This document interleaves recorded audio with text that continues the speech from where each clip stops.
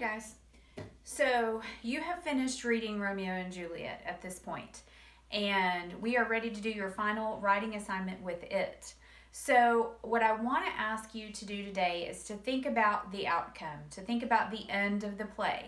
So, you know by this point that both Romeo and Juliet committed suicide, they died by suicide.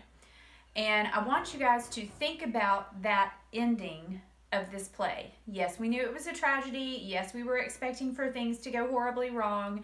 That has all seeped into our popular culture. You knew it going in, more than likely. But now I want you to just kind of think about it for a little while. So, part of what we accomplish in English classes has to do with thinking and putting on different perspectives and trying to understand ideas from different angles.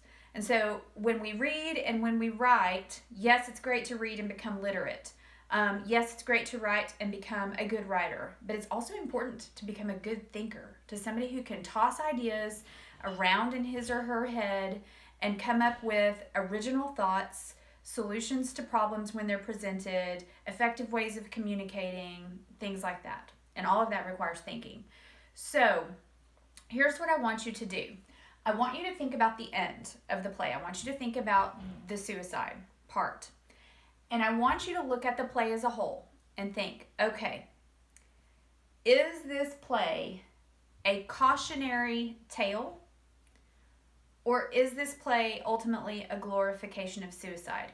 And the reason that I'm holding this hat is because I want you to put on both of these hats, okay? So on this one, first, okay, I'm sticking on my hat. First, I want you to write taking the idea that Romeo and Juliet is a cautionary tale and that it warns its readers about what might potentially happen should there be a parent-child conflict, or should there be some miscommunication or some dishonesty in the way that folks present themselves. Or it could be a cautionary tale warning about the dangers of tribalism.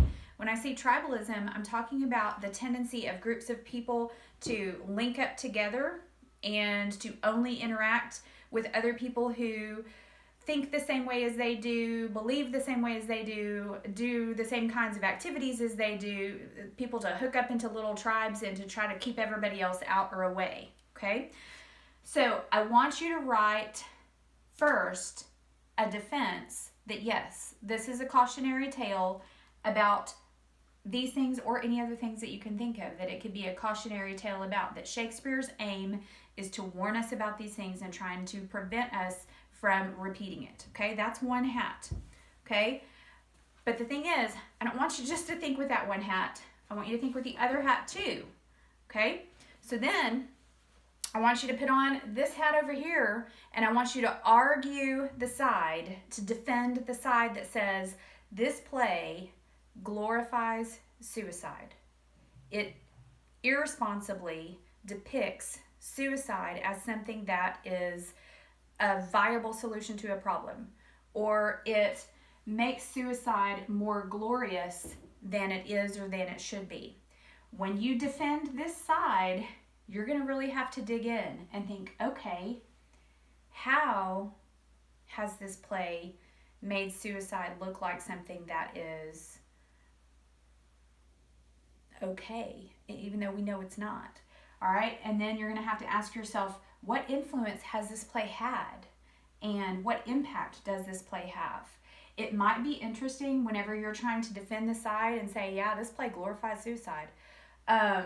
It might be interesting to think about the ways that the deaths are presented in the movie, because that could be a potential depiction as well. So I want you to think about both of these ideas. And here's the other thing, guys. Sometimes it doesn't have to be just one hat or the other. There's lots of situations in life where it's not either or, it's both and.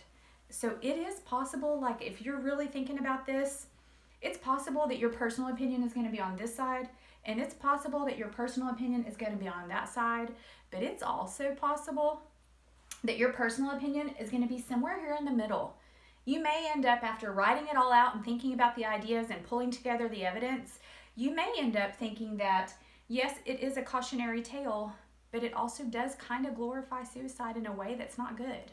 So I'll be very interested to see what you guys are able to come up with. Of course, I want you to dig in. Of course, I want you to work hard, because doing this kind of writing is so good for your brain. It's so good for you as a future adult who's going to lead our world and make difficult decisions that impact lots and lots of people. So, because that's what I'm expecting you to be, leaders in our world. So dig in, give it some thought, do your best, defend both sides, pull your evidence together, and I look forward to seeing what you guys are going to turn in. We'll talk to you soon.